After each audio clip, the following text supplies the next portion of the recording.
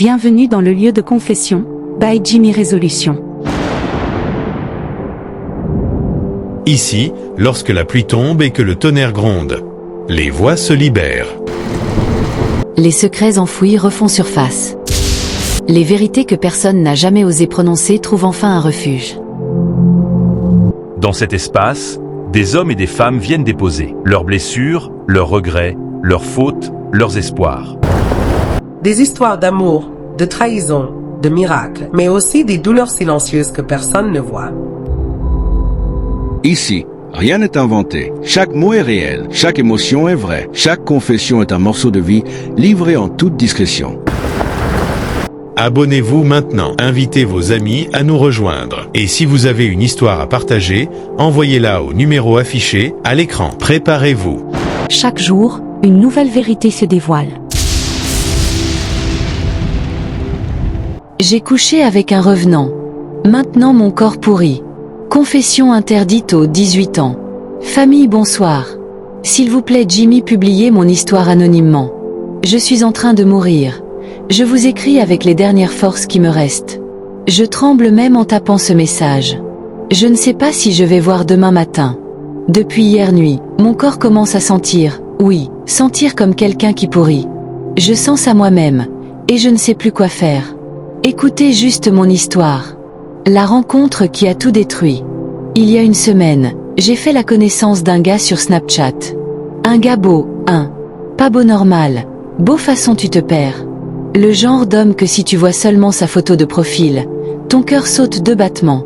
On a parlé, on a échangé les numéros, on est passé sur WhatsApp. La conversation était tellement intense que même mes amis disaient que j'étais devenue bizarre. Toujours souriante, toujours dans mes pensées. Le gars savait parler. Sa voix seulement pouvait te donner les papillons dans le ventre. Chaque fois qu'il m'appelait bébé, je vous dis la vérité, ma peau chauffait toute seule. Puis il m'a dit: dans une semaine je te donne un rendez-vous dans un hôtel, et si tu es la femme que je cherche, je ferai de toi la femme la plus heureuse du monde. Qui refuse ça? Moi-même je n'ai pas refusé. Les premiers signes, mais je n'ai pas fait attention. Quand on s'appelait en vidéo, j'ai remarqué un truc. Ce n'était pas normal. Parfois, son visage était un peu transparent. Oui, transparent comme quelqu'un qui disparaît un peu. Quand j'ai posé la question, il a ri doucement et m'a dit: c'est juste la lumière ma chérie, ne t'inquiète pas. Son sourire là, mes amis. On dirait même que ce sourire pouvait te voler ton âme.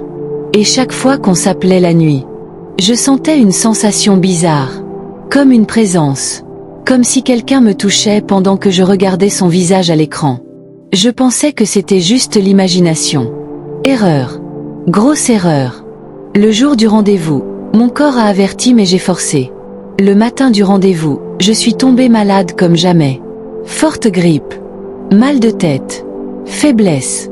Comme si mon esprit ne voulait pas que je sorte. Mais quand une femme est déterminée, la tête tourne, mais elle va quand même. Le soir, je suis partie à l'hôtel. Il m'a envoyé le numéro de la chambre.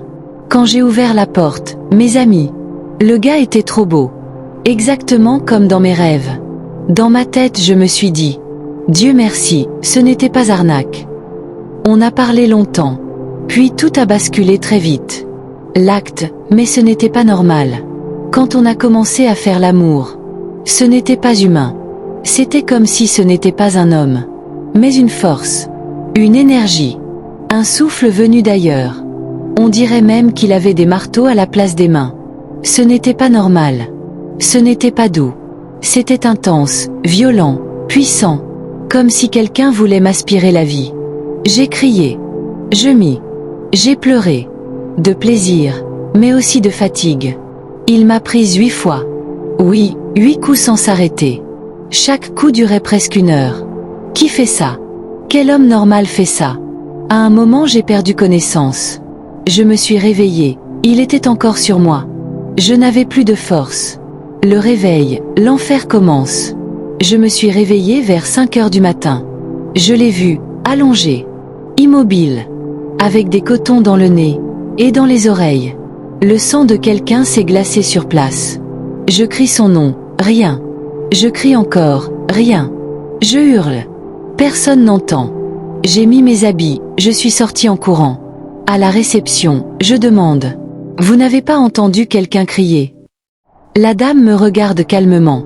Non madame, absolument rien. Je lui dis. Le gars dans ma chambre ne bouge plus, venez vite voir. Elle répond. Madame, personne n'a réservé cette chambre sauf vous-même. Aucun homme n'est monté là-bas ce soir. Je dis. Allons-y. Vous allez voir. On monte. On ouvre la chambre. Mes amis. Il n'y avait personne. Personne. Le lit était normal. Pas un vêtement. Pas une trace.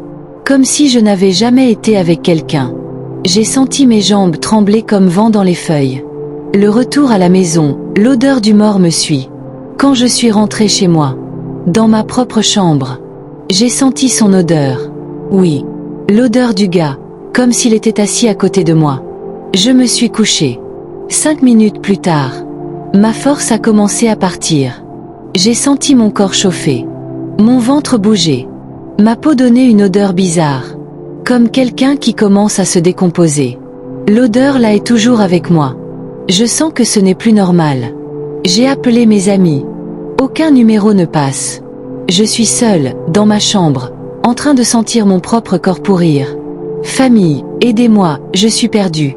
Je ne sais plus si je dois aller à l'hôpital. À l'église. Chez le marabout. Chez qui? Je sens que la chose que j'ai touchée là, ce n'était pas un être humain. Je crois que j'ai couché avec quelqu'un qui n'est plus de ce monde. Je vous en supplie. Aidez-moi avant que je ne meure. Je sens que je suis en train de partir. J'ai peur de dormir et ne plus me réveiller. Je pleure en écrivant ceci. Je ne sais même pas si je verrai demain. Tita, ogano, mbindate, atinende.